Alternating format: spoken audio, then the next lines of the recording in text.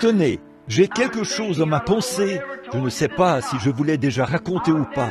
Il y a environ un an, Frère Wood et moi étions dans le Kentucky pour aller chasser l'écureuil.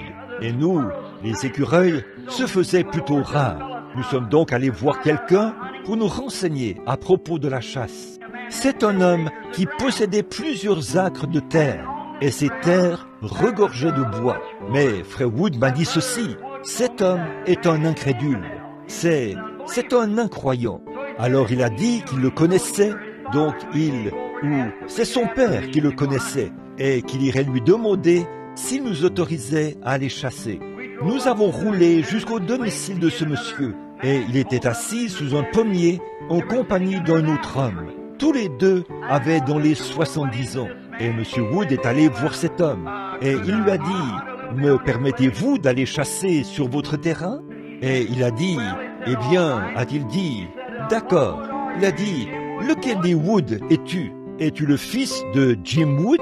Il a dit « Oui. » Il a dit « Eh bien, le vieux Jim était un homme honnête et tout. » Il a dit « Tu peux chasser où tu veux sur mon terrain.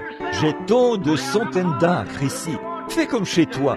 Va dans les vallons et partout où tu veux. Sens-toi vraiment à l'aise. » J'étais resté dans la voiture parce que je me disais qu'un prédicateur et un incrédule n'auraient pas fait bon ménage, puisque nous voulions demander une faveur à l'incrédule. Ainsi donc, au bout d'un moment, Frère Wood a dit « Eh bien, est-ce que je pourrais y aller avec mon pasteur? J'imagine qu'il n'y a pas de mal à ce qu'il vienne avec moi. » Et ce vieil homme, qui était appuyé sur sa canne, s'est retourné et a dit « Wood, tu ne vas quand même pas me dire que tu es tombé si bas que tu es obligé de traîner avec toi un prédicateur partout où tu vas. » Ainsi donc, je me suis dit qu'à ce stade, je ferais mieux de sortir de la voiture. Je suis donc descendu de la voiture et j'ai parlé à ce vieil homme quelques instants. Et il m'a tout de suite fait savoir qu'il n'avait que faire des prédicateurs. Parce que, selon lui, ce sont des gens qui parlent de choses dont ils ne savent rien.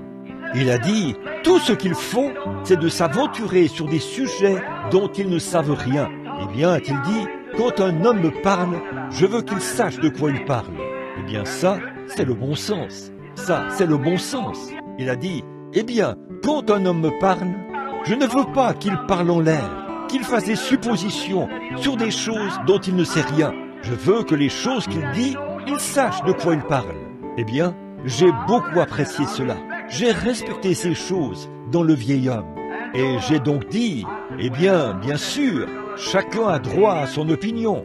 Et il a dit, il y a un prédicateur qui est venu ici, dans cette contrée, il y a quelques années, et qui a tenu une série de réunions à Acton.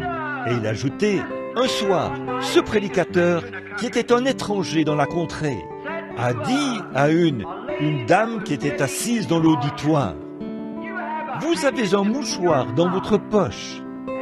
Vous êtes madame une telle, et vous avez une sœur malade, là-bas, sur la colline. Elle s'appelle une telle. Elle se meurt d'un cancer dans l'estomac. » Et il lui a dit, « Prenez ce mouchoir et posez-le sur votre sœur, et dites-lui, ainsi dit le Seigneur, elle ne mourra pas, mais elle vivra. » Il a dit, la femme en question était l'une de nos amies.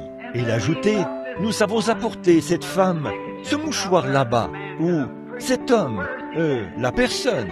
D'abord il a dit, ma femme et moi étions allés là-haut chez cette femme ce matin-là, et nous avions pris soin de cette femme. Et elle était tellement mal en point, les médecins l'avaient abandonnée depuis longtemps. Elle était si mal en point que nous avions recours à un drap pour pouvoir la déplacer, la soulever pour la mettre sur le pot de chambre et la ramener au lit. Nous la tournions à l'aide du drap. Elle était tellement mal en point.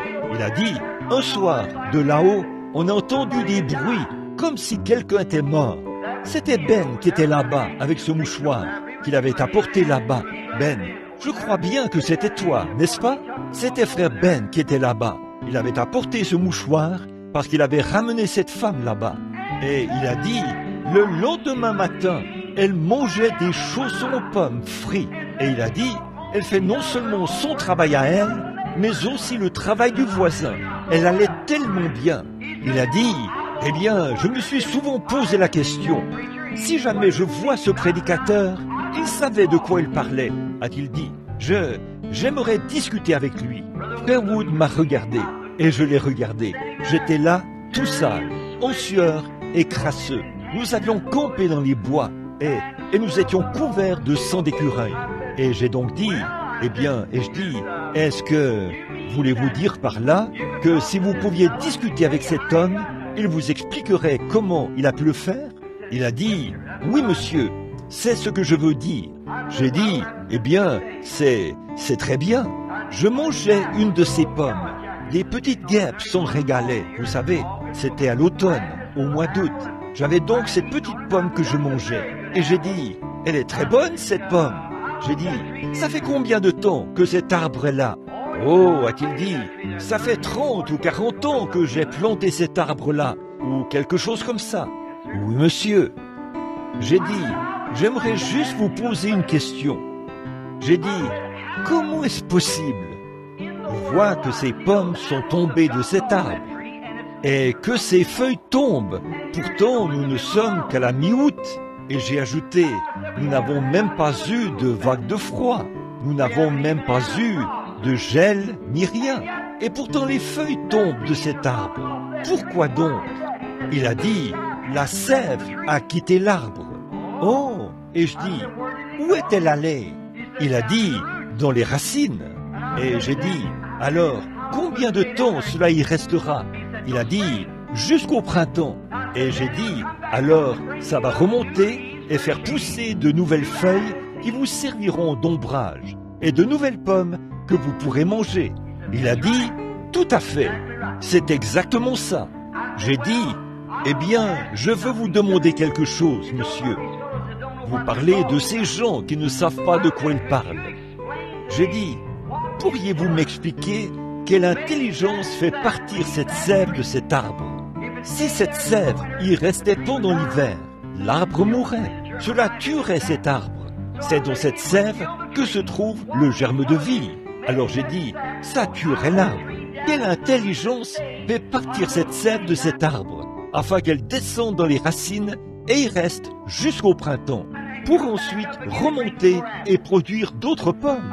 J'ai dit, remplissez un seau d'eau, placez-le sur un poteau, et voyez si ça va descendre à la base du poteau en août et remonter au printemps. Voyez? J'ai dit, il y a une loi. Il y a une loi de la nature.